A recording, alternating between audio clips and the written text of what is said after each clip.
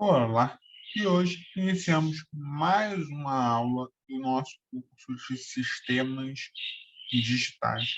O tópico da aula de hoje será continuarmos a analisar, em vez de explorar, o tema de dispositivos de memória. Certo? Na aula passada, introduzimos memórias apenas de leitura, certo? As read-only memories, que é as ROMs. Hoje vamos partir desse ponto e seguirmos com, com esse assunto de dispositivos de memória, certo? Então, vamos lá. Então, vamos continuar a nossa explicação para a memória apenas leitura, certo? Essas memórias é um tipo de memória que é projetada para manter os estados permanentes ou que não mudam com frequência. Qual é a ideia? A ideia é que a gente vai gravar, como a gente viu anteriormente, né? Nas nossas aulas de módulos programáveis. A ideia é que a gente grava como se fosse uma matriz, né? Grava os dados na memória RAM, né? E aí vocês entendam como se fosse aquela matriz, né, onde as linhas selecionam o endereço e as colunas completam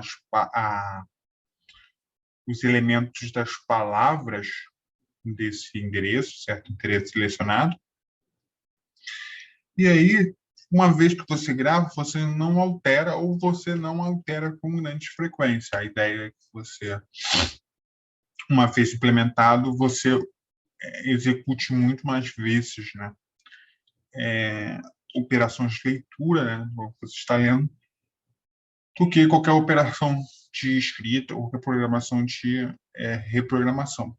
Na verdade, a gente vai ver que tem tipos diferentes de ROMs, tá? E tem tipos que impedem qualquer tipo de reprogramação, de você escrever dados, né?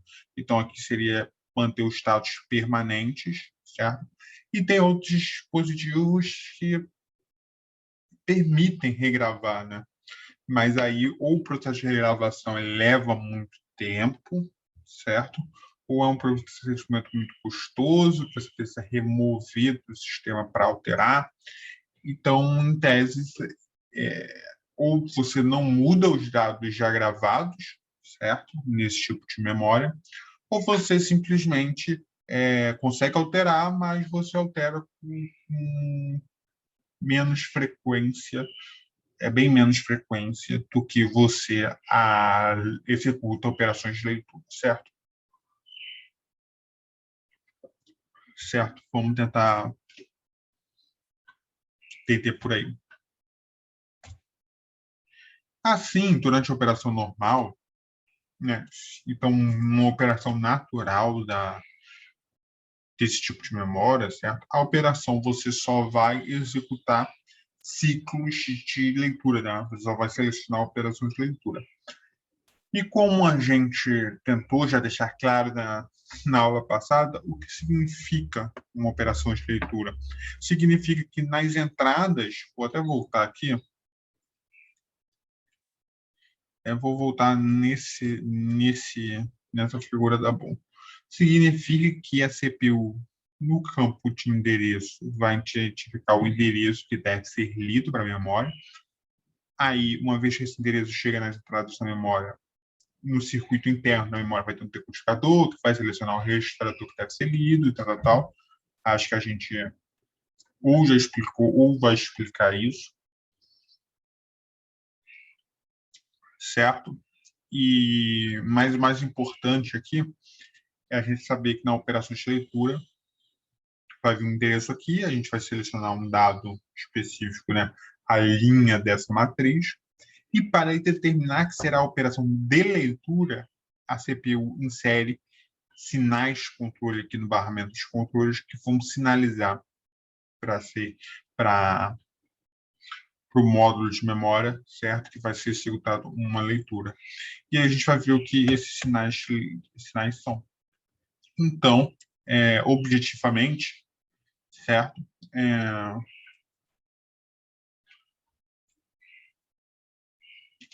Objetivamente, a operação de leitura será você inserir um interesse específico determinado, que seja ler o conteúdo no barramento de endereço e no barramento de controle você seleciona sinais você ajusta os sinais de controle de forma a ficar adequados a realizar uma operação de leitura, certo? Tá. Então, aqui a gente estava numa operação normal, ele vai executar uma operação de leitura, mas os dados já gravados podem ser os dados que já foram pré-gravados, né, gravados anteriormente, podem ser lidos. Numa ROM, aqui a gente vai falar especificamente sobre tipos de ROMs, a gente vai ver que os dados eles são armazenados, eles são gravados, eles podem ser gravados, certo, numa ROM, em dois momentos. Ou durante a fabricação, certo, numa última etapa da fabricação, ou você vai poder inserir, regravar, né, eletricamente, né, utilizando por comandos elétricos e por pulsos elétricos. Você consegue definir esse interessamento, certo? Então, pode ser ou na fabricação ou no campo, né? No campo de uso. Só que aí, nesse caso, campo de uso, você vai ter que removê-lo do sistema, executar um procedimento de gravação para depois realocá-lo, que pode ser custoso, retirar do sistema, e porque pode levar também um período considerável de tempo para realizar esse procedimento de reprogramação. A gente vai explorar cada um do tipo dessas ROMs, as diferenças, suas qualidades, vantagens e desvantagens de cada tipo mais adiante, mas, por hora, é bom a gente ter a ideia, certo? Que esses dados eles são armazenados em dois momentos diferentes e que o importante é garantir ou que esse dado só vai ser lido, certo? Não vai ter nenhum escrito. Em determinado tipo de ROMs, esses dados só podem ser lidos, e em outros a gente permite gravação, mas que esse processo de gravação ele é muito mais raro, ele é muito mais raro do que os processos de leitura, certo? Então, para o aluno ter em mente agora que uma ROM, ou uma memória apenas de leitura, o foco principal dela é realizar a operação de leitura. Existem formas de você reprogramá-las, mas o foco é a leitura. Então, aqui a gente entender que ROMs são usados para armazenar dados e informações que são imutáveis durante a operação do sistema. Então, vamos tentar explorar essa ideia, né, dessa informação. Se você tem um módulo combinacional, certo? O que é o módulo combinacional? Você tem entradas que são inseridas em um módulo combinacional, geram estímulos, o módulo combinacional reage a esses estímulos dos sinais de entrada e geram sinais de saída, certo? Só que você nota, não muda, né, esses sinais ao longo do tempo, né? Essa função é, tipo, se você inserir essas entradas, né, não são função do tempo. O que eu quero dizer? Que se você coloca entradas, um mesmo conjunto de entrada no instante t e no instante t1, você vai ter mesma resposta, certo? Então, uma ROM é para esse tipo de operação e pode, como a gente viu anteriormente, ela cabe muito bem para implementar circuitos combinacionais, certo? Como se fosse uma tabela.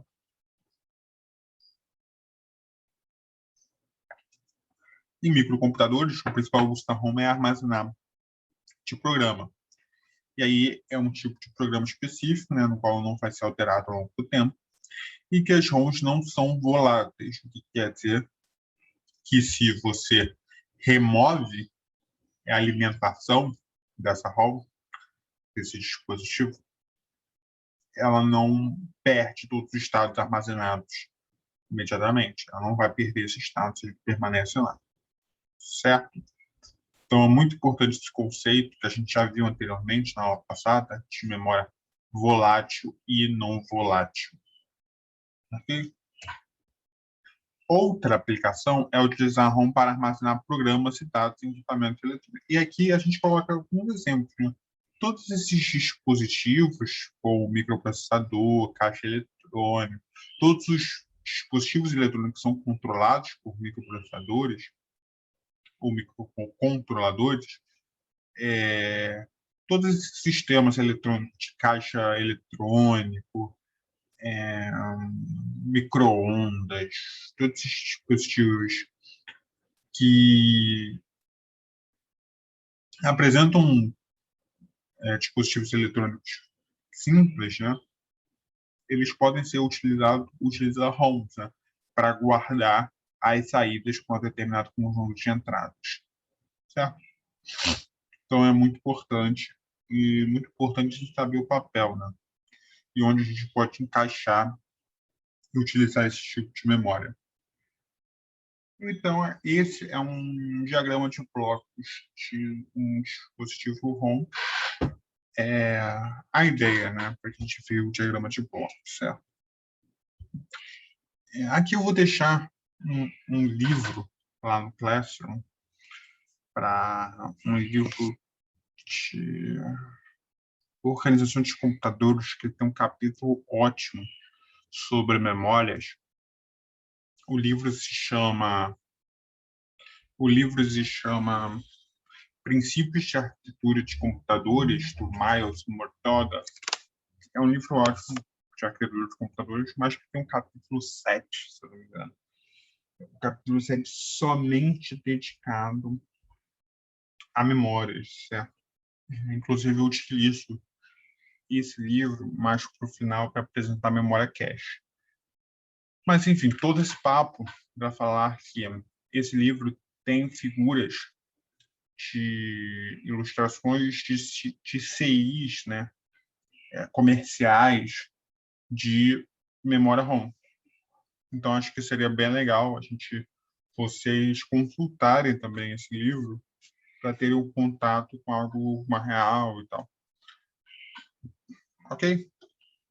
De um lado, a gente pode ver que temos nesse diagrama de blocos aqui, a entrada de endereços da nossa ROM. E a entrada de endereços tem uma função muito clara, certo? Um procedimento de leitura, ela especifica o endereço que deve ser lido, certo? E numa operação de escrita, ela seleciona o endereço na qual você deve escrever os dados. Vamos voltar agora, numa operação de leitura, a gente vai ler os dados escritos os dados fornecidos nessa entrada de endereço, certo? Então, essa entrada de endereço seleciona uma certa posição da memória da ROM e a gente vai ler. Então, os dados lidos, eles aparecem nessa saída de dados, certo? Então, se por um lado, esse lado aqui da ROM, ele é conectado ao barramento de endereço anteriormente, como a gente viu, quando a gente lê, os dados lidos são inseridos, aparecem desse lado e que é conectado ao barramento de dados para se comunicar com a CPU, certo? Então, tá. Então, esse lado aqui, uma memória, no diagrama de memória bloco ROM, né, a gente está falando sobre por hora, né? Estamos falando somente de um bloco de uma operação de leitura, certo? Então, aqui a gente vai colocar o endereço a ser lido, e aqui vai ser a saída de dados com o conteúdo do endereço lido, certo? Que vai ser conectado ao barramento de dados. Aqui a gente tem uma memória ROM 16 por 8. Esse 8 aqui indica o tamanho da palavra de memória, por isso que a gente tem 8 bits de saída de dados.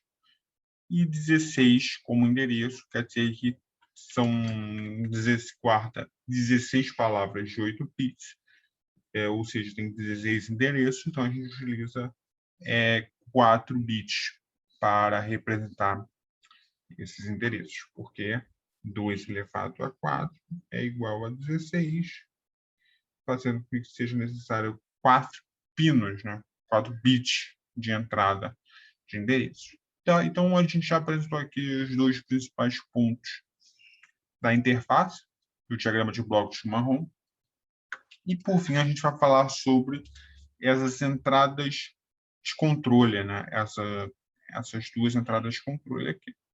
A gente vai ver outras, né? Ao longo da aula. A gente vai ver que tem algumas e funções diferentes, tudo isso a gente vai ver. Mas aqui é muito simples. A gente tem uma entrada de seleção de chip, onde essa entrada aqui é ativada em nível baixo. Quando a gente seleciona esses chips, a gente habilita que a gente seleciona os chips de memória, a gente habilita que ele receba a entrada de dados e que ele possa emitir, né? Ele pode produzir, ter dados na sua saída. É como se a gente estivesse selecionando esses chips. E por que a gente existe esse sinal de controle? Por que existe, certo? Porque normalmente a gente não está falando de uma ROM que tem o endereço que você quiser, né? A quantidade que você quiser, a capacidade que você quiser, como se ela tivesse um bloco de memória apenas de leitura para qualquer aplicação que você tenha, como se fosse personalizada para a sua aplicação, certo? Normalmente você vai fazer arranjos e combinações ali, redes de ROMs para guardar o que a sua aplicação necessita.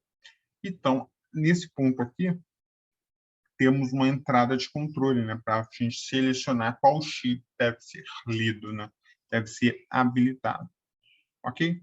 E depois a gente tem uma entrada, tá? Vamos ver aqui. Vamos passar aqui os slides que a gente vai vendo que tem muita coisa para ver aqui. Esse slide é tudo uma explicação sobre que tem 6 palavras aqui, explicação de o que significa essa notação, 16 por 8, certo? Significa que são 16 palavras, de modo que cada palavra possui 8 bits, certo?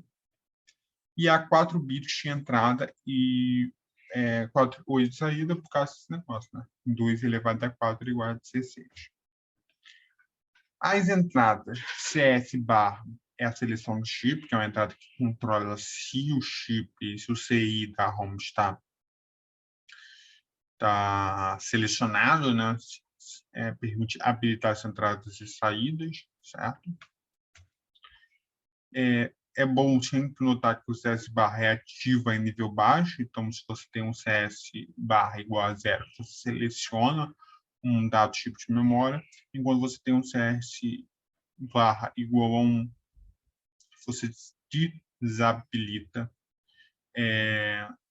o chip de memória, impede que qualquer dado de entrada possa ser lido e que qualquer endereço de entrada, né, pode ser recebido e qualquer saída de produzir, né, emitir qualquer dados de saída. Tá? Vamos ver aqui. E aí temos ainda um outro sinal de controle, nesse caso aqui chamado OE, né? OE barra. O que significa esse sinal? Significa Output Enable e é ativo em nível baixo. Vamos ver o que significa o Output Enable. Os dispositivos de ROM, usualmente, ele tem as suas entradas, as suas saídas de dados, ele permite que a saída de dados esteja em 3 estados, né? Tem um buffer aqui, né? Tem um buffer 3-state aqui. Quando esse OE estiver ativado, né, estiver em nível baixo, ele permite que os dados lidos eles sejam transmitidos como saída, né? Sejam transmitidos por esse buffer 3-state, ok? Caso esse OE barra estiver em nível alto, então é como se a saída estivesse desabilitada, o que vai acontecer?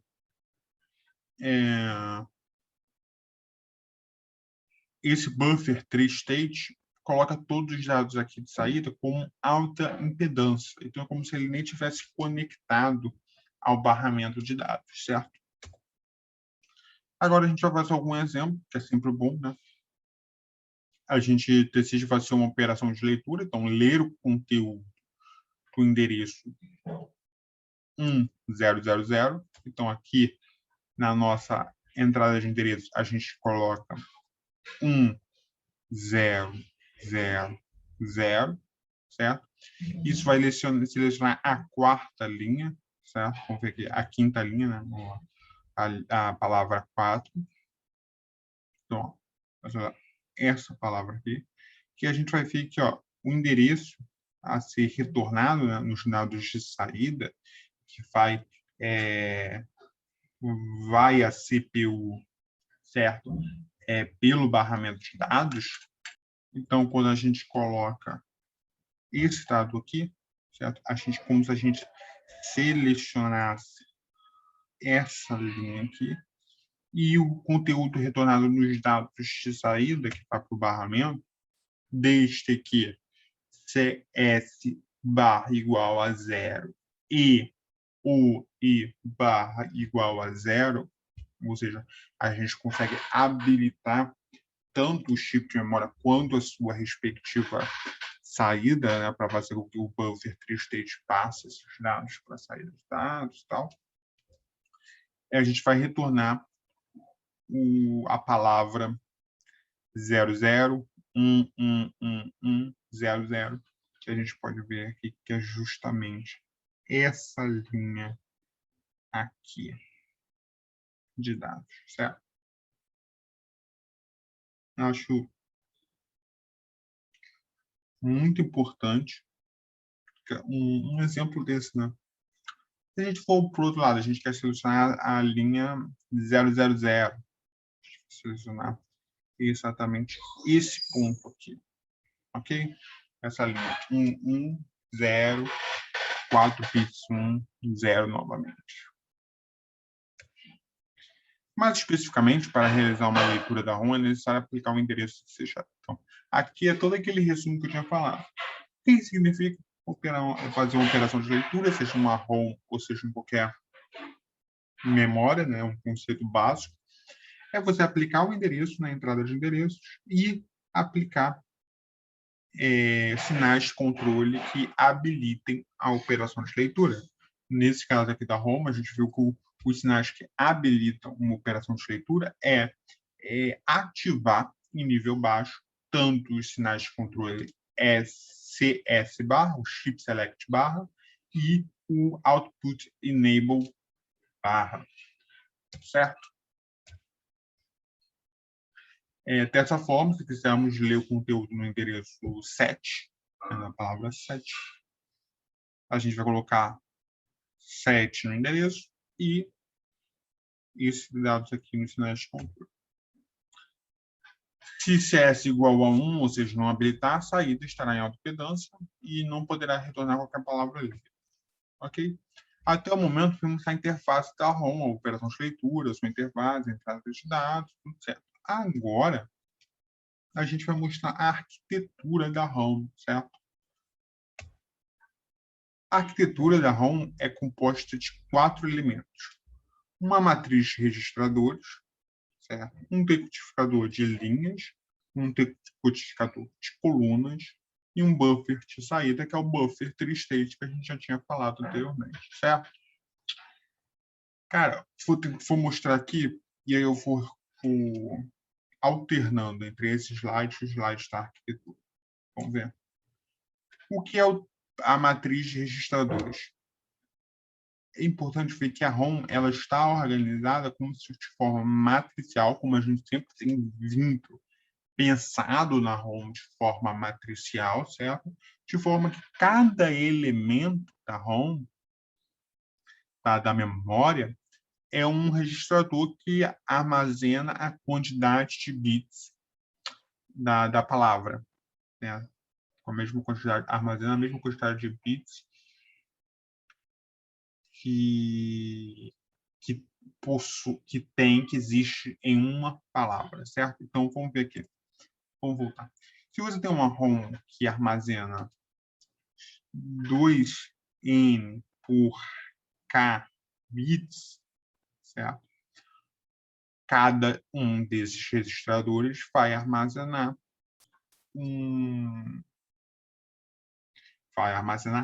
K bits, certo?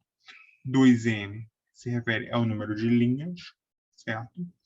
E K, o número de colunas dessa matriz. Cada registrador armazena o número de leitura dessa matriz, certo?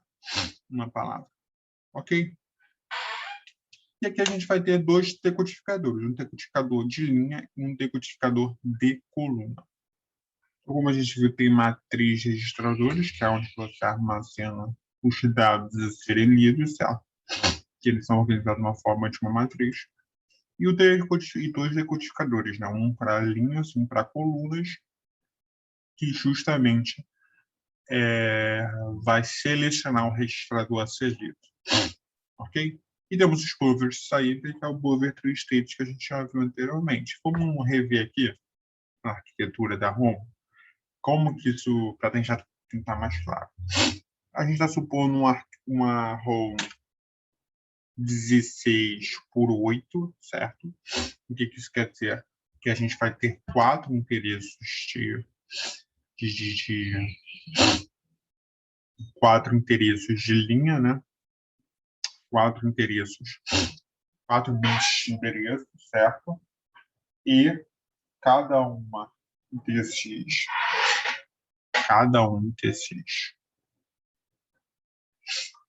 desses registradores armazenam 8 bits cada. Vamos tentar ver aqui como a gente faz. A gente divide esses 4 bits de endereço, né, que vai de A3 a A0, de duas formas. A2, A1 e A0, eles selecionam a linha, certo? E o A2 e o A3 selecionam as colunas, certo? Então, vamos supor aqui que a gente vai que o endereço de entrada é 00040, certo? Repara, 00 aqui, o que vai acontecer com o decodificador? Que a gente já viu, né, como funciona o decodificador. Só vai habilitar, né, saída 1 nessa saída 0, em todas as demais fazer 0. O que isso vai acontecer? Você desabilita todas as outras linhas, né? Só habilita essa linha aqui, certo? Agora, esse daqui, eu vou selecionar a coluna 00 aqui também. O que vai acontecer? Eu vou ter todas as saídas 1, 2, 3 como 0 e saída 0 como 1. O que acontece? Eu vou desabilitar essa coluna que estão, e essa coluna aqui, a coluna 1, 2 e 3, que estão ligadas às saídas 1, 2 e 3 do decodificador de coluna, certo? Então, por fim, você nota que só tem um registrador selecionado, habilitado, certo? Que é a coluna 0 e linha 0, que corresponde justamente ao endereço 0000. Esse registrador, como ele é o único que está habilitado, ele coloca os seus estados no barramento, certo? Colocando o estado de barramento, esses estados percorrem até aqui, certo? E aí a gente entrou num buffer de saída, ok?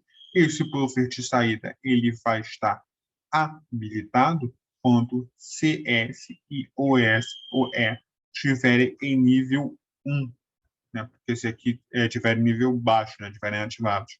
Que aqui for 0, aqui for 0, aí passa 2 inversores aqui, né? Aqui a entrada vai ser 1 e 1, e 1 e 1, a porta NAND gera saída 0, a única combinação que gera saída 0, fazendo com que ative esse buffer de saída e passe os dados selecionados para os dados de saída. Muito simples. Acho que a gente deu para explicar todos os elementos aqui. Posso fazer mais um exemplo. Vamos citar o caso 1 0, 0, 0. Então, aqui continua selecionando a A0 e A1, continua selecionando a primeira linha. Só que esse caso aqui vai ser 1, 0. 1, 0 é 2, né? Só vai selecionar essa segunda saída aqui, fazendo com que eu selecione esse registrador aqui. O registrador 8. Registrados de 8 bits, tá? A palavra de 8 bits é inserida no barramento e vem aqui para o buffer de saída. Ok? Deixe bem claro esse ponto.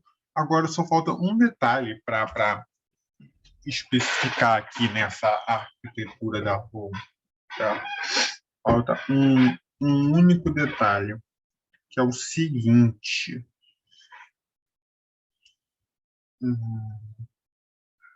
Deixa eu ver. Vamos ver aqui esse único detalhe que falta. O único detalhe que falta é explicar o CS, no CS barra. Olha que legal. O CS barra ele é conectado às entradas habilitadoras tanto de todos os elementos. Né? Ele entra nas entradas habilitadoras tanto do buffer como nas entradas habilitadoras do decodificador. Então, quando o CS precisa estar ativado para que habilite os decodificadores. Olha só que está conectado. Certo?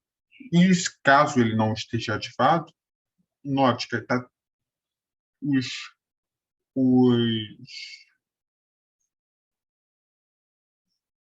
como ele está quando ele está desativado, nenhum dos decodificadores estão habilitados, então não vai selecionar endereço nenhum, certo? E o buffer de saída também está desabilitado, fazendo que eu não passe nenhum dado para cá, nenhum dado lido, né, para os dados de saída. Ok? Então ficou bem legal, mostrando aqui a arquitetura de cada elemento da arquitetura da ROM. Aí tem todos, né? Eu vou apontando aqui o registrador de linha e tal, buffer de saída, mais 3 registradores para quando vocês forem estudar, você já tem isso tudo escrito aqui especificado. Agora vamos entender o funcionamento de cada elemento. Isso aqui eu já expliquei, certo? Só vou passando aqui. Aqui é bem legal. Esse trecho aqui eu recomendo muito que os alunos leiam, né? Isso tem para um pouco para pensar, né, sobre 2N por kbits, certo? E sendo que cada registrador armazena kbits, que é a quantidade de bits de uma palavra. As 8 saídas dos dados, cada edição é conectadas no barramento interno, né? Que faz esse percurso de circuito aqui, certo? E cada registrador tem duas. Esse é um ponto importante. Cada registrador aqui tem 2 entradas de habilitação. Uma entrada para selecionar a linha e outra para selecionar a coluna, certo? Um registrador, ele só vai ser totalmente habilitado para inserir os seus dados no barramento se tiver habilitado nas duas, né?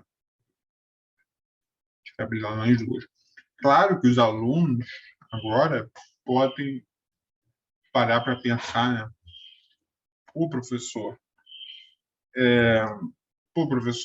o registrador que a gente aprendeu há 15 aulas atrás, ele só tinha uma entrada de habilitação, certo? Como, só tem uma entrada de habilitação, como que ele faz selecionar linhas e colunas? Ou vai ser selecionado pelas linhas e colunas? Eu tinha que ter um registrador com 2 entradas de habilitação. Aqui é muito simples de resolver, né? Era só a gente aplicar uma porta END nessa única entrada de habilitação, e as entradas dessa porta END seriam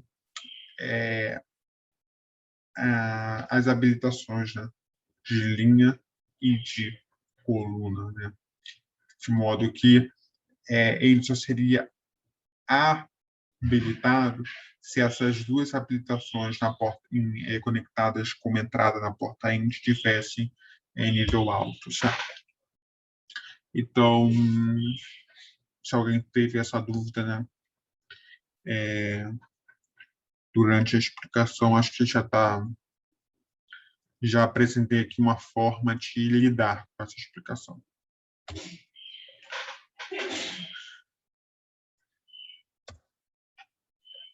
Aqui é tudo uma explicação que o A1 e o A0 selecionam a linha e o A2 e A3 selecionam as colunas, certo?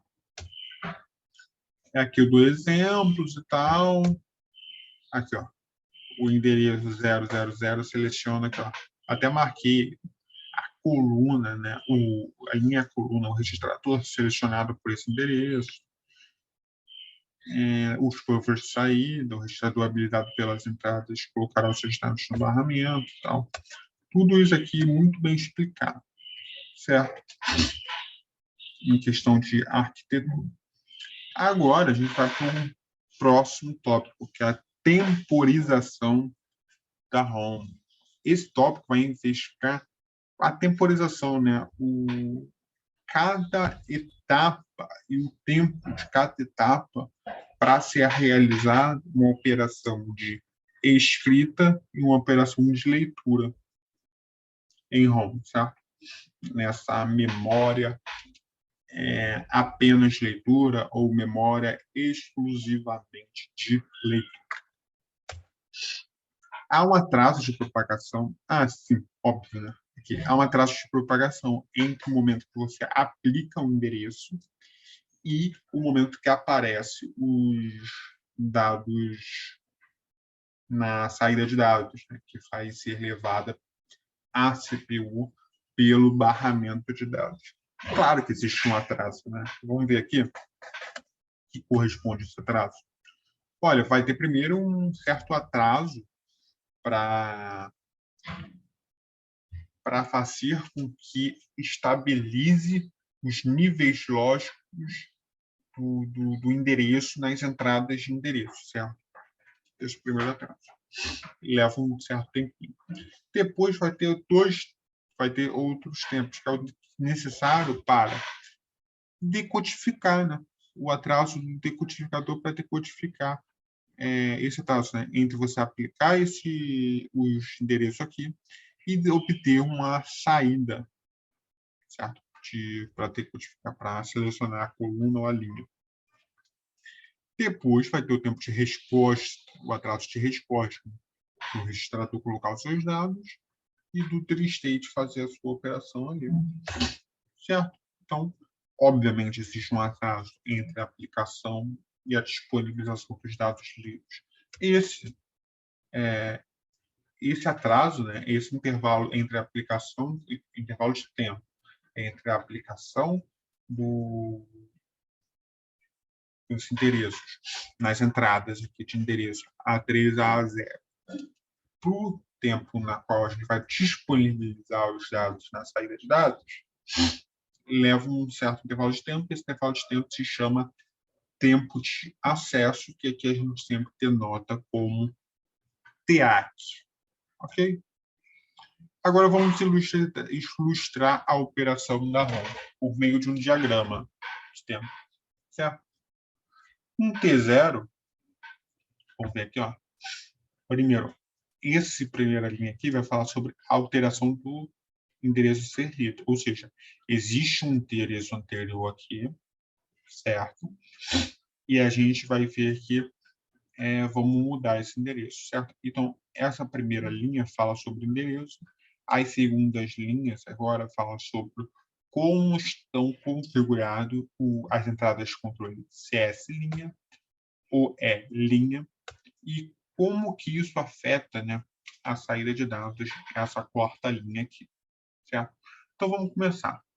Qual é o ponto principal em T0? Em T0, fala assim, olha, quero começar uma operação de leitura. A CPU, quero começar uma operação de leitura. Então, o primeiro passo é fazer com que em T0 os sinais de controle eles estão em nível alto. Por que é importante a gente saber que quando no início da operação, no início que você quer fazer uma operação de leitura, né, que você olha, quero fazer uma operação de leitura. Por que é importante saber que no momento T0, nesse momento inicial, os sinais de controle OE linha e CS linha estão em nível alto? Porque esse é o estado natural, certo? Vamos entender dessa forma. Esse é o estado natural desses sinais de controle, certo? É como se, olha, se eu não tenho uma operação de leitura para fazer agora, certo? Esses dados, né,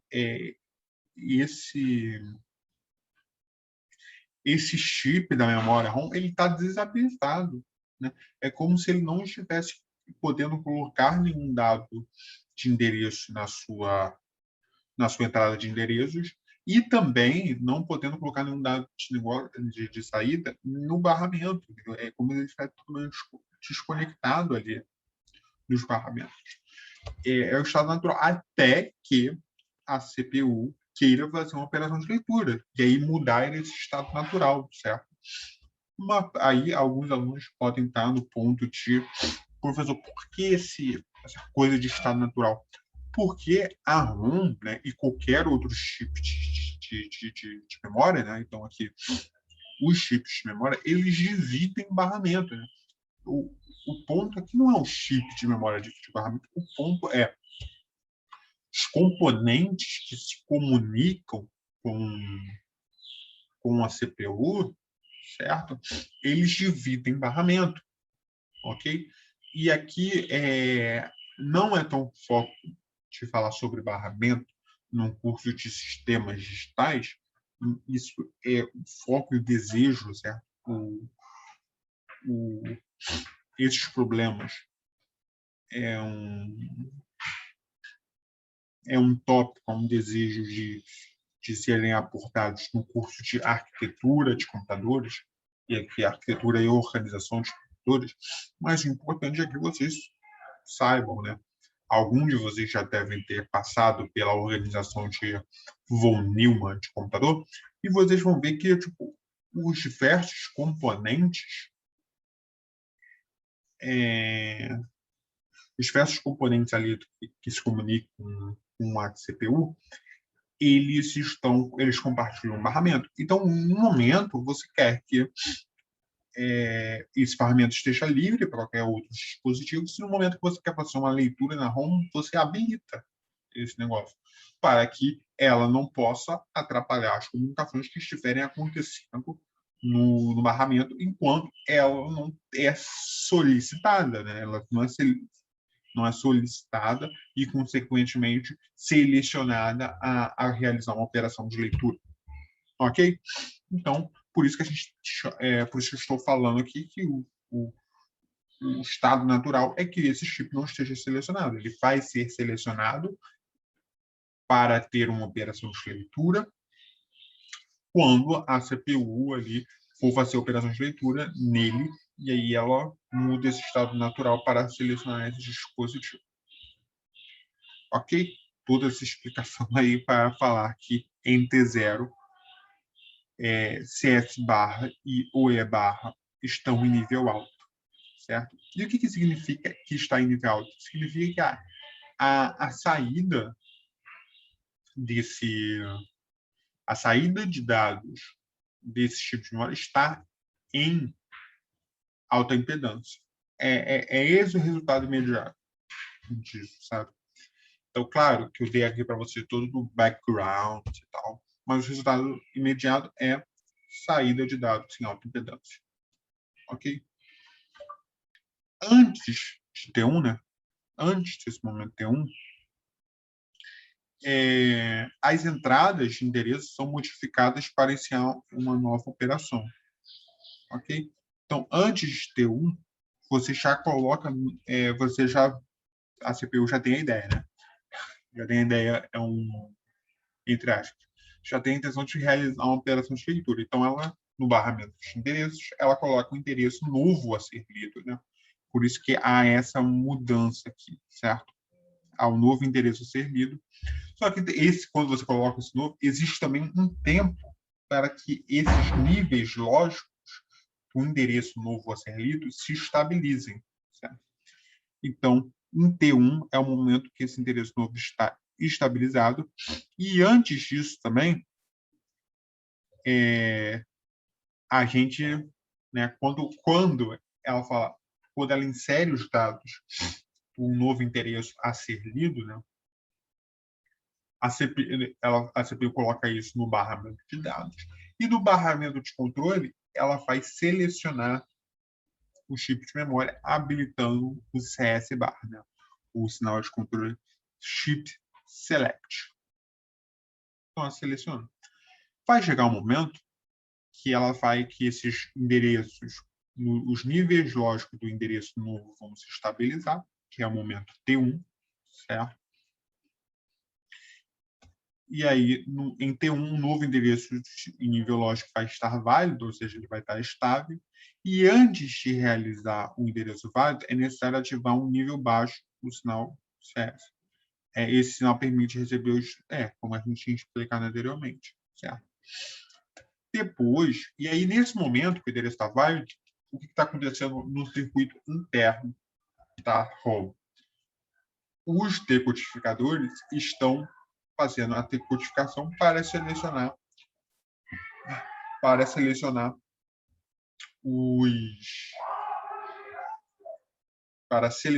os registradores, certo? Selecionar a linha, selecionar a coluna, certo? Como a gente explicou anteriormente no tópico de arquitetura da ROM, e permitiu que esse registrador selecionando coloque os seus dados no barramento interno, certo? Depois de um tempo, de um período, num instante T2, né, esses dados já estão no barramento e falta o buffer de saída. E aí o que você tem que fazer? Em T2 você vai falar, olha, eu quero habilitar esse buffer de saída para que os dados que estão no barramento interno possam sair e serem colocados na saída de dados, certo? E que esses dados na saída de dados eles sejam colocados no barramento de dados e vão à CPU. Ok? E aí, no instante T3, o que a CPU precisa fazer? Ela precisa voltar ao seu estado natural. Certo? Então, ela vai até aqui, ó, até o T3, certo? Os dados lidos aparecem na ROM, né? Que tem um atraso também para mudar, né, o buffer, certo?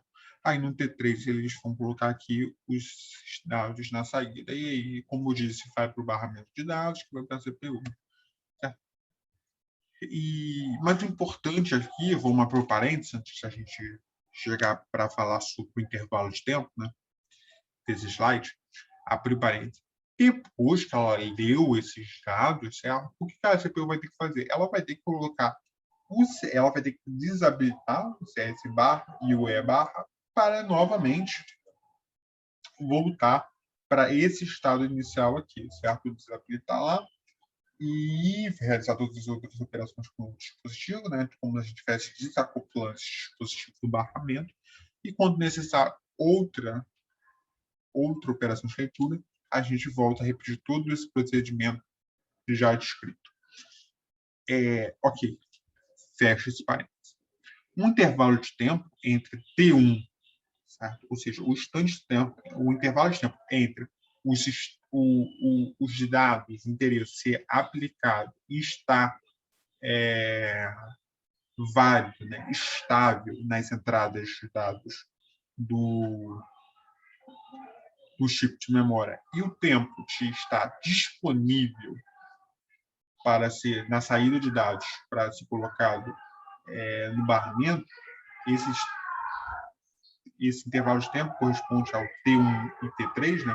Esse intervalo de tempo justamente corresponde ao tempo de acesso, né? A definição do tempo de acesso.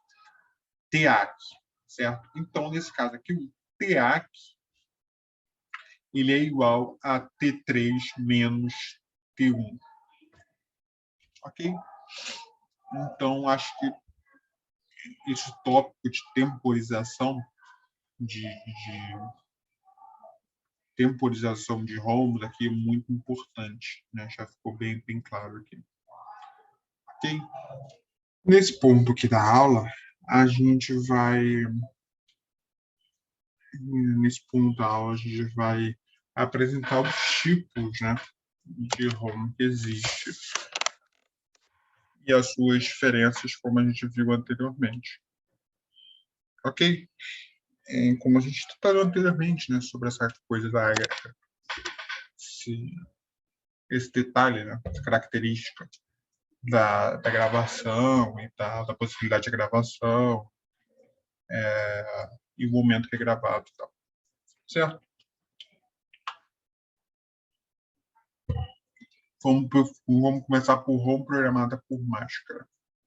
Esse tipo de ROM caracteriza-se porque, pelo que os dados gravados nela, eles são gravados durante a fabricação do CI, de memória. Então, é durante a fabricação. Então, no momento que você está fabricando algo CI de memória, certo?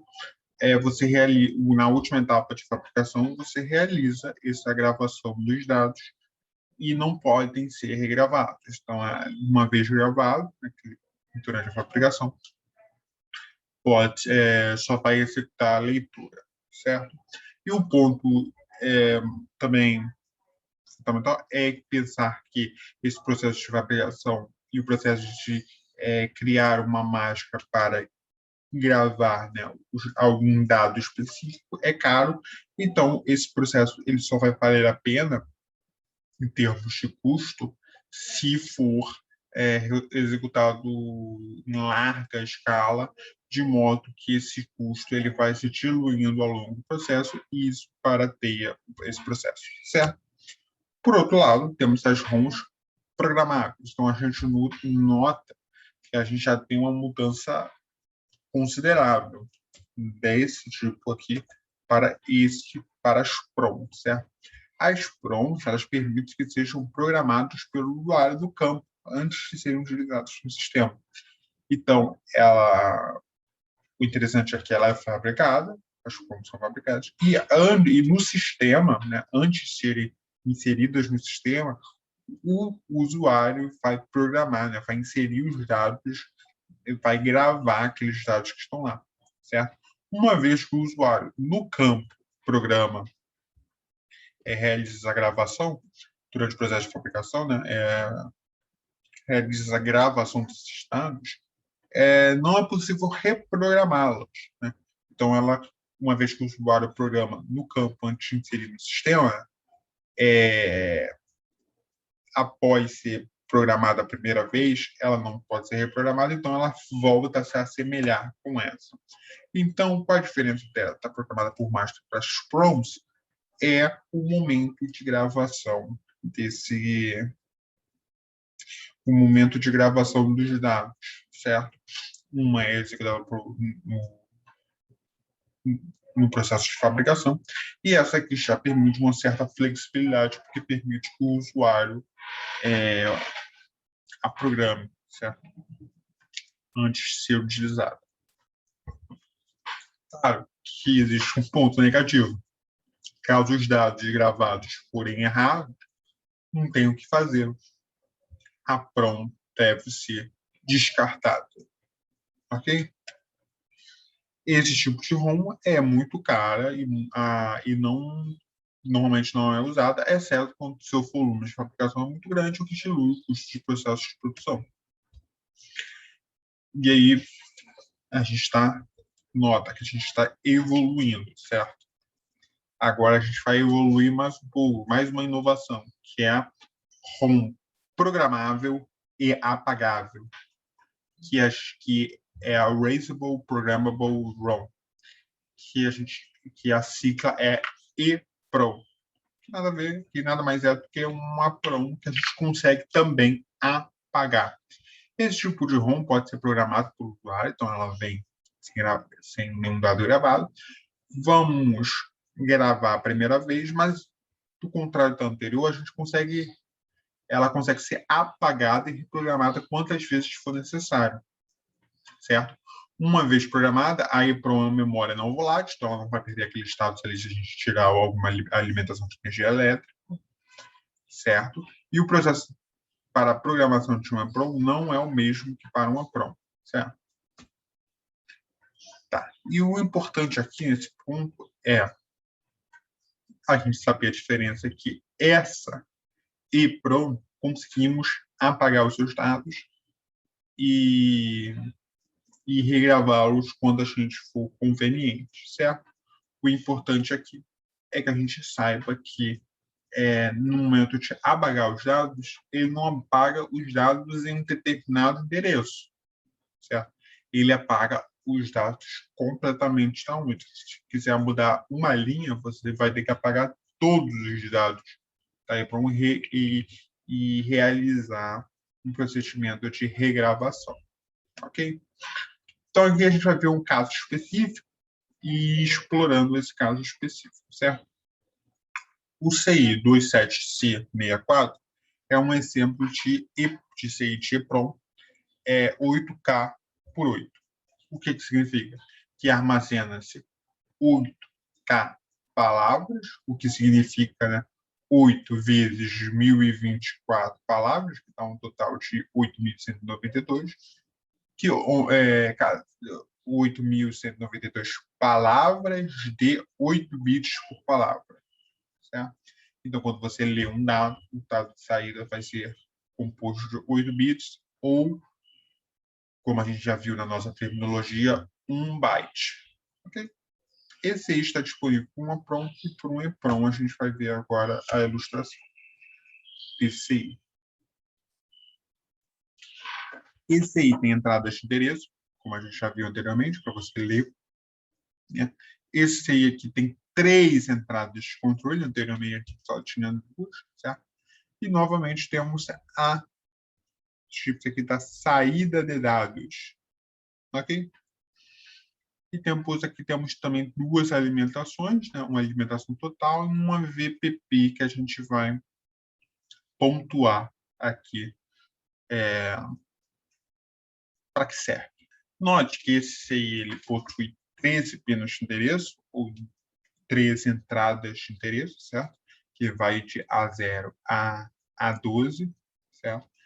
E por que 13, certo? Vamos lá. 13 atrás de 13. Por quê? Porque primeiro a gente tem 8K. O K aqui já nos traz que vai ser 2 elevado a 10, que é 1024.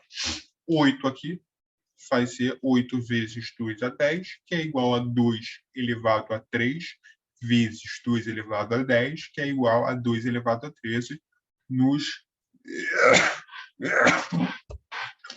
simbolizando, né, nos indicando que vão ser 13 pinos de endereço.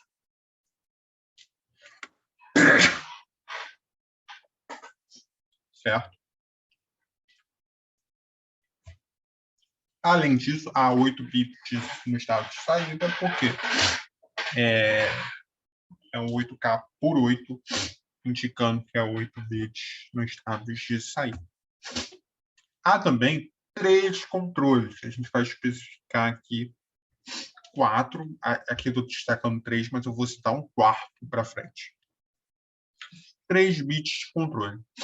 O E barra, que é o que a gente tinha explicado anteriormente, é a habilitação da saída para controlar os buffers tri-state de saída, para que possa colocar os dados do barramento interno para os dados, né, para esses pinos dos dados de saída e poderem sair para o barramento de dados, certo?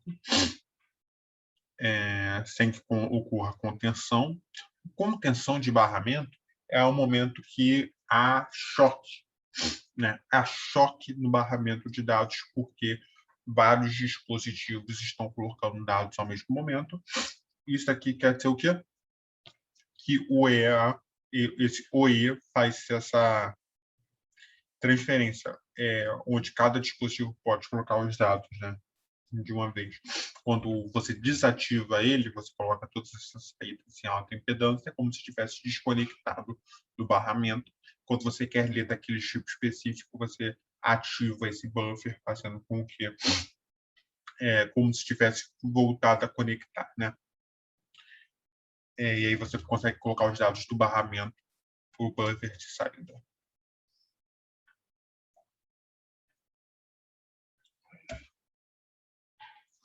Agora temos o CE barra. O CE barra nada mais é do que faz realmente a mesma função do nosso controle do CS barra, certo?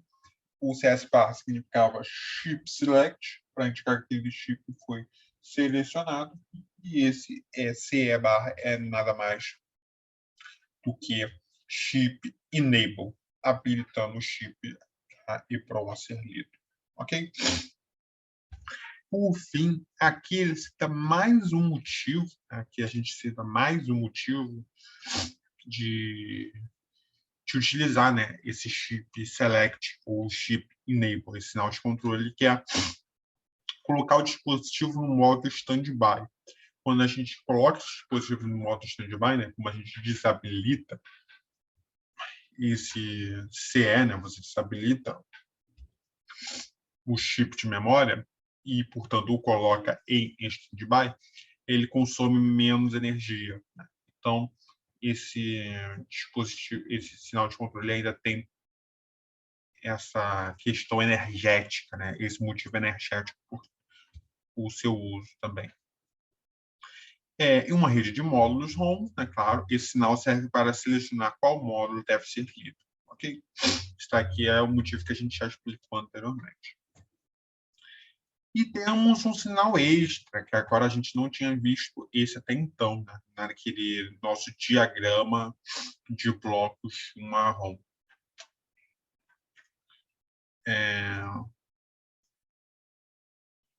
gente não tinha visto esse daqui. Então, vamos apresentar um novo sinal de controle aqui, típico de EEPROMs. O PGM barra é a entrada de habilitação de programa. É a entrada que habilita a programação. Ou seja, que você quer uma entrada que avisa, olha, eu quero armazenar um dado no endereço selecionado. Você seleciona esse endereço aqui e esse PGM aqui possibilita que você armazene um dado. Então, você escreve um novo dado aqui, certo? Olha que interessante. Essa entrada habilita a escrita, a reprogramação de um dado em determinado endereço. Então, aqui vamos ver. Temos que, quando o PGM estiver em 0, certo? Quando eu quero realizar a programação, eu ativo esse aí, eu desabilito as saídas, então aqui fica tudo saída desabilitada em 3 states. Eu coloco um 0 aqui para habilitar o PGM, então aqui eu coloco o endereço e consigo armazenar um novo dado, certo? Aqui o DSED, aqui, essa saída de dados, eles funcionam como uma entrada, então aqui a gente coloca o dado que a gente quer armazenar. E o mais importante aqui, ó, é esse ponto aqui, que é a nossa quarta entrada de controle. Quando você quer fazer uma graduação, né, uma programação, ok?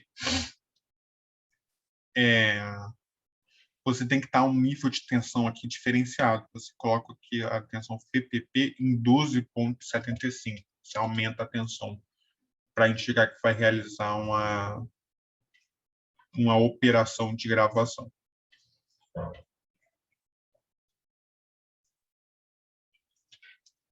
E, claro, depois de programar, ainda tem a opção de verificar a programação, na qual você desabilita o PGM, né? Que você só vai executar uma leitura.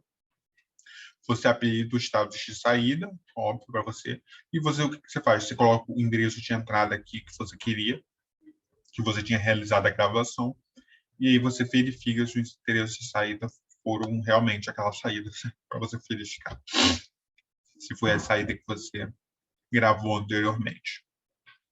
Certo? Então, aqui, essa tabela aqui, ela resume, né, o que acontece em cada configuração, né, desses sinais de entrada.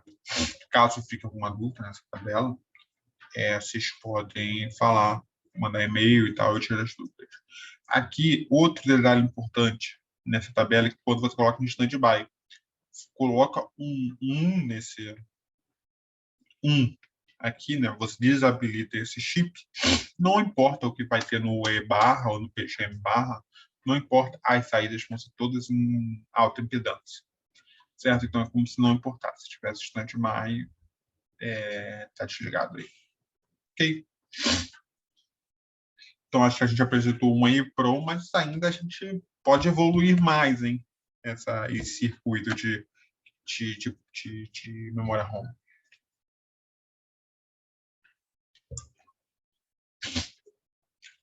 Agora, uma operação discreta, né? Vamos verificar aqui passo a passo de uma operação discreta.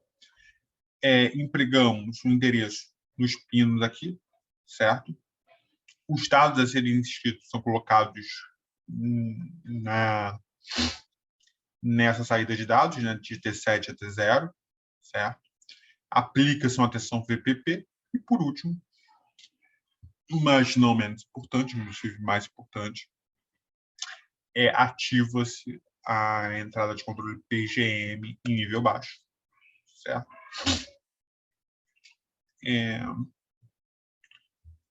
Ok? Então, todas essas etapas serem feitas, é realizado um processo de reprogramação.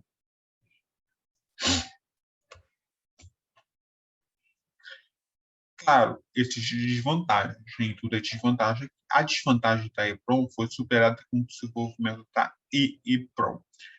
A EEPROM, ela ainda precisava de todos esses... A desvantagem da EEPROM foi superada pela EEPROM.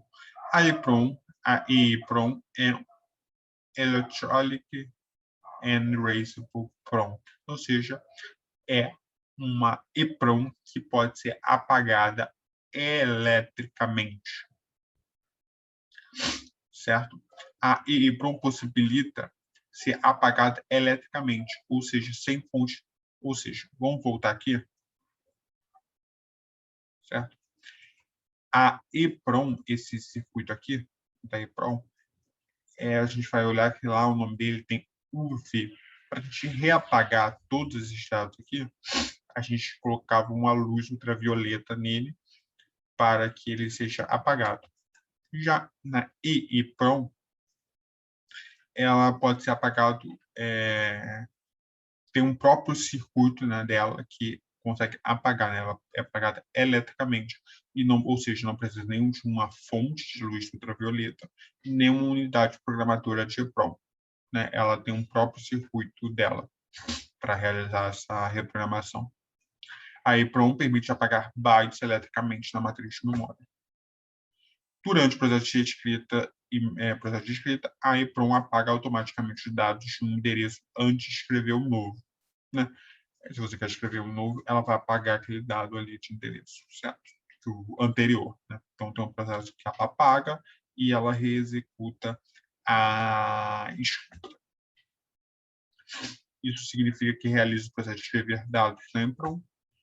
Então, a gente vai ver aqui como que funciona né, os CIs, né, os dados de controle numa EEPROM.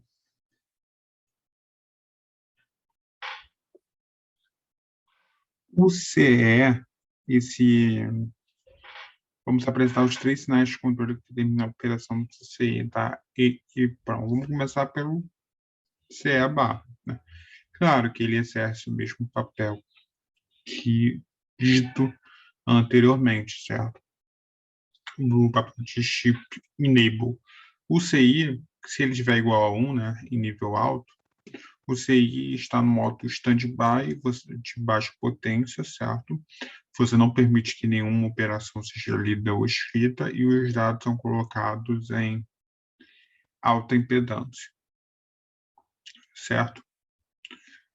É como se você estivesse desconectado, como a gente já mencionou anteriormente, já explicamos todas essas características. E, claro, por outro lado, se você é igual a 0, né, você está ativado em baixo nível, o chip está selecionado, e o mesmo acontece com o E barra, né?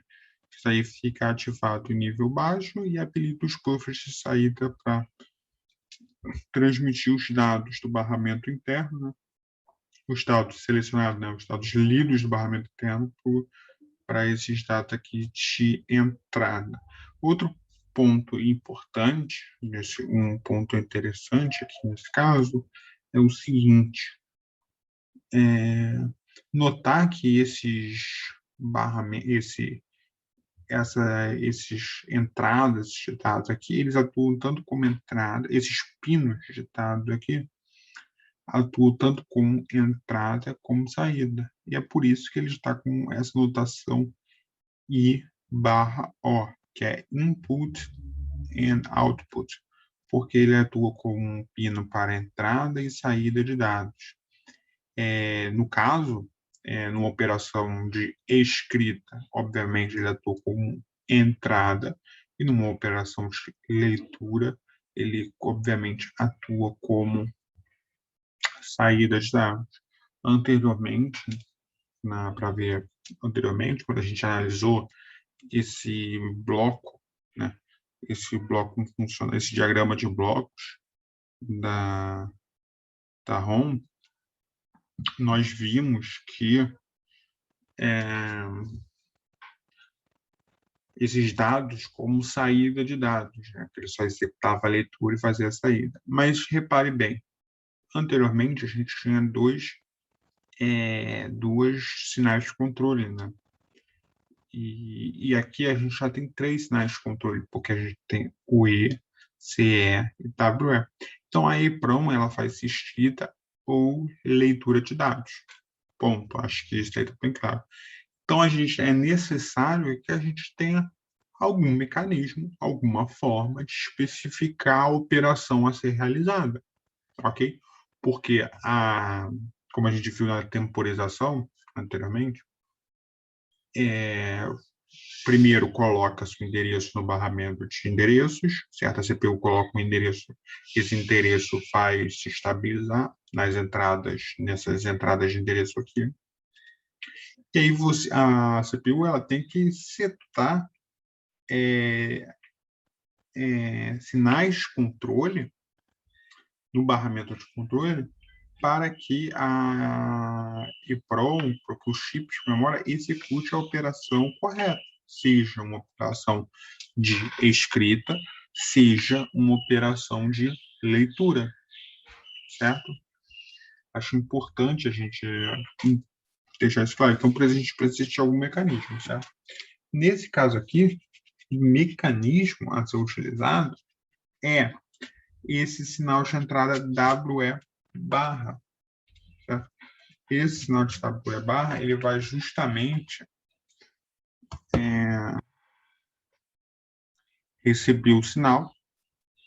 Então, a gente vai precisar de um mecanismo, né, para selecionar qual operação vai ser realizada. Nesse caso, esse mecanismo é dado pelo sinal de controle WE, que significa, pode ser que a gente já tenha mencionado isso antes, mas é bom frisar, né, repetir. E WE significa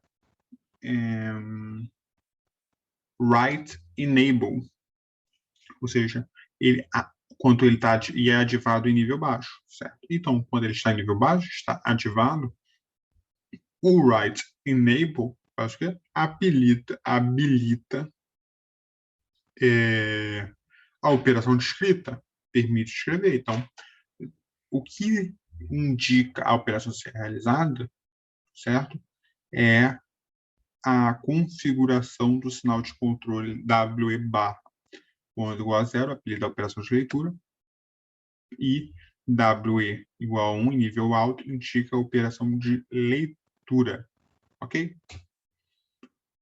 Então vamos ver um processo de como que funciona o processo de escrita nesse caso, nessa e pronto.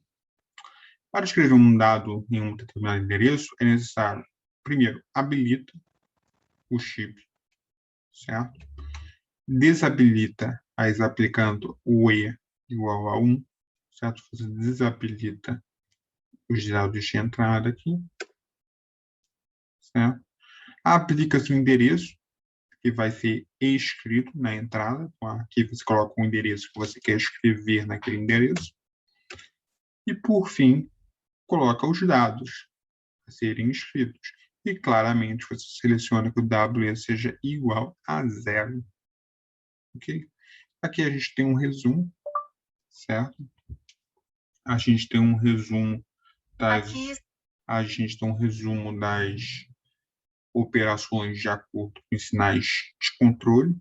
Quando dá Z igual a baixo, certo? Ele está ativado. Então, o chip está selecionado. Então, o E alto, o E baixo, né? Output enable. Então, aqui está servindo como output. O WE tem que estar no nível alto para fazer saída de dados. Quando aqui está baixo e aqui está alto, vai fazer a entrada de dados, como processo de escrita. E, claro, que se E barra tiver em nível alto, ele está desabilitado, o chip está desabilitado, então não importa qualquer coisa que está, os pinos I/O, né, de input and output, eles são colocados em alta impedância. Ok? Acho que é só uma repetição, uma variação do estudo que a gente está fazendo ao longo dessa aula, certo? Agora a gente vai pegar especificar não, um CI de EPROM aqui e vamos ver como que funciona a temporização, certo?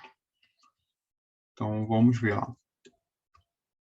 Antes de T1, né? Antes desse instante T1 aqui, o que está acontecendo? O dispositivo está em stand-by.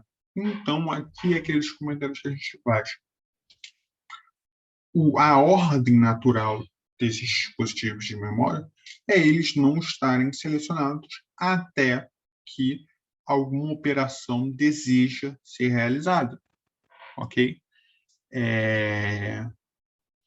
Nada mais natural do que isso. Então, se ele não, se no, antes do instante T1 eu não tenho interesse nenhum fazer alguma operação, claramente o CE vai estar no nível de está em nível alto para que desabilite o chip, né, o CI, e deixe em stand-by, ou seja, economizando energia, certo? Por outro lado, aplica-se a partir do T1, aplica-se um endereço novo a ser no processo de escrita, certo?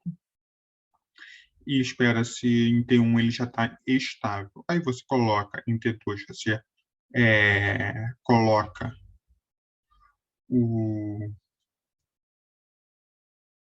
CE, os sinais de controle de CE e WE em nível baixo para habilitar um processo de escrita, certo?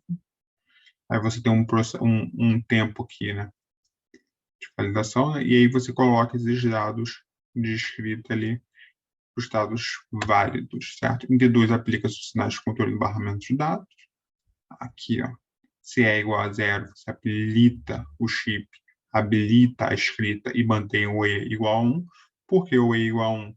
Porque o E barra, aqui botou um barra, o E barra igual a 1, para você desabilitar a saída de dados, porque, afinal, na escrita você não quer sair dados, você quer inserir dados para dentro do chip. E depois, em T3, aplica-se os dados a serem escritos nas entradas I0 e I7. Olha, isso aqui tem alguns erros de português aqui, mas de digitação.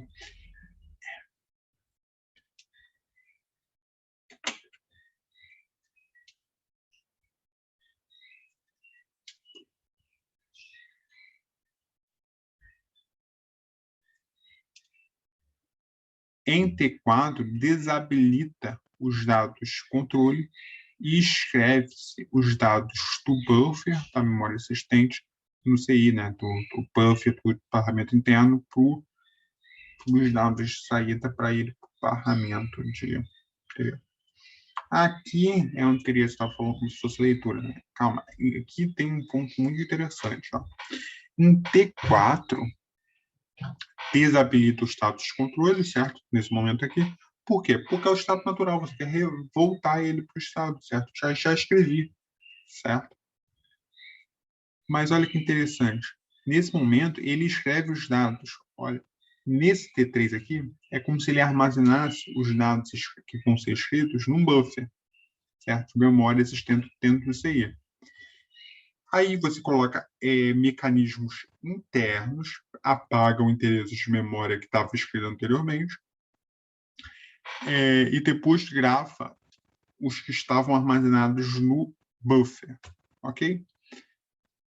Então, é como se o processo de escrita ele tivesse dividido em duas partes. A primeira, você pega os dados inseridos nas entradas I/O, né, nas entradas de dados, para dentro do CI, mas para um buffer.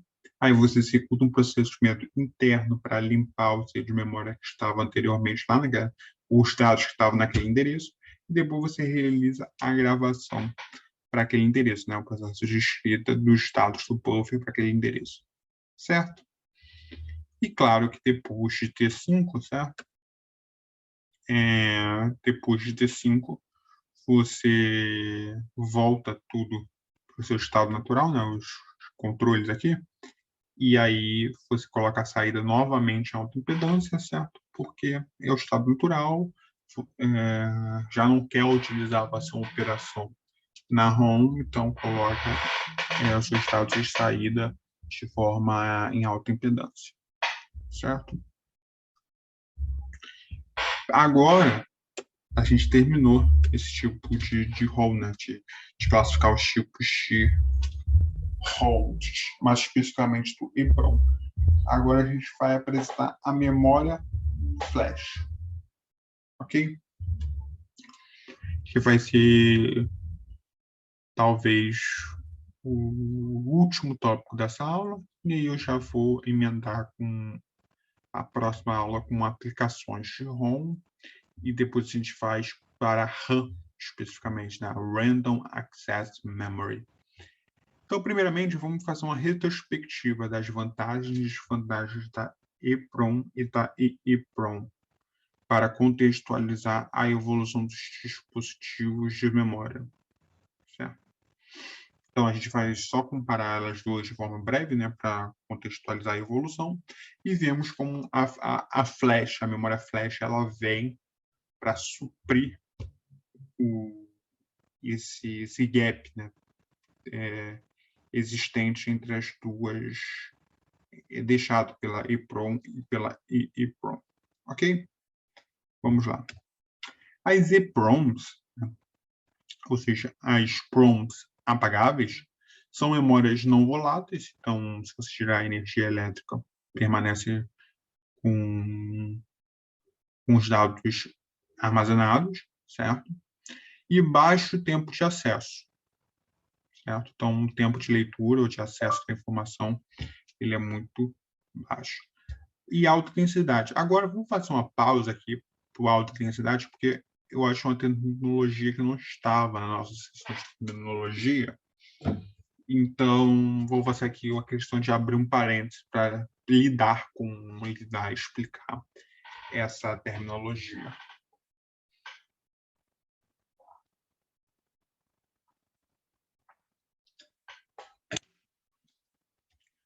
Nesse densidade, a terminologia de densidade de memória é uma métrica ou uma medida, como vocês preferirem, para denotar a relação entre a quantidade de dados armazenadas pela área espacial ocupada pelo dispositivo de memória, certo? Então, então, quanto consigo, qual é a capacidade em relação à área que aquele dispositivo de memória ocupa, certo? Então, dizer que a EEPROM é um dispositivo com alta densidade quer dizer que você consegue armazenar muitos dados, considerando uma baixa ocupação de área espacial, né? Uma área do dispositivo. Ok? As EEPROMs são memórias não voláteis, certo? Só que olha só, as EEPROMs na hora de serem apagadas, elas têm que ser removidas do circuito, né, do sistema, para serem apagadas e reprogramadas, certo? Então, aqui já tem uma desvantagem, certo? Já a EEPROM são memórias não voláteis, com alta velocidade de acesso, então está igual ao anterior, permitem o apagamento e a reprogramação de bytes individuais, então você coloca um endereço ali e você consegue apagar aquele endereço, reprogramar aquele endereço de forma individual, né, de forma rápida e por sinais elétricos, ou seja, você não tem que remover do sistema para reprogramar, ok? Você consegue reprogramar já em execução, ok? Então, já temos uma vantagem, um passo em relação ao que a gente tinha explicado da EEPROM. Entretanto, a EEPROM, ela tem baixa densidade e um custo superior em comparação com a EEPROM. Ou seja, ela perde em dois quesitos. Certo? Ela traz umas desvantagens. Então, o que a memória flash vem agregar?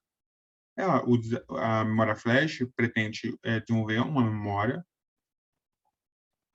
Dessa forma, o desafio é desenvolver uma memória não volátil com a capacidade de apagamento elétrico.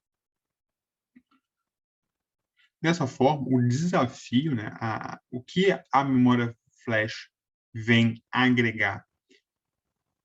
O objetivo da memória flash é desenvolver uma memória não volátil, ou seja, pode tirar a energia elétrica ali que não vai perder os dados armazenados, ok? Com a capacidade de apagamento elétrico, então ela permanece com características de apagamento elétrico e de apagamento de bytes específicos provenientes da EEPROM e EEPROM, ok? Só que aí ela consegue colocar duas características deficitárias do dispositivo anterior, que é aumento da densidade e custo muito próximos da EEPROM. Então, ela se sai e mantendo a velocidade de acesso de leitura de ambas, né? Então, ela consegue suprir os déficits da EEPROM que vimos antes, ok? Então, a solução para isso é a memória flash. Então, aqui a gente tem um pequeno gráfico para ilustrar essa evolução, né? Essa evolução e as características de cada uma, né? A gente começa com uma PROM e essa M-ROM aqui, que é aquela ROM fabricada, programada por máscara, então Masked ROM. Então, aqui temos duas que não podem ser apagadas e reprogramadas, aí a gente evolui para EEPROM, certo? Que pode ser apagada em bloco, o apagamento é feito em bloco, com luz ultravioleta, certo? Só que aí você precisa retirar e remover do sistema e reprogramar, certo? Aí depois a gente vem para EEPROM, que pode ser apagada eletricamente no circuito, byte a byte, então de forma específica o endereço, certo? Só que aí é muito caro, então a gente consegue o flash, que pode ser apagado eletricamente no circuito do setor e ainda custa menos do que a EEPROM. Então ela une vantagens da EEPROM com a EEPROM, então a memória flash que apresenta um bom custo-benefício. As memórias flash são chamadas assim em razão dos seus curtos tempos de apagamento de escrita. Então, o nome flash vem da sua capacidade de apagar e descrever novos dados de forma rápida. A maioria dos sistemas de memória flash utiliza operação de apagamento total, no qual todas as células. Então, a memória flash também tem apagamento total, né? De forma que insere lá, consegue apagar todas as células binárias de forma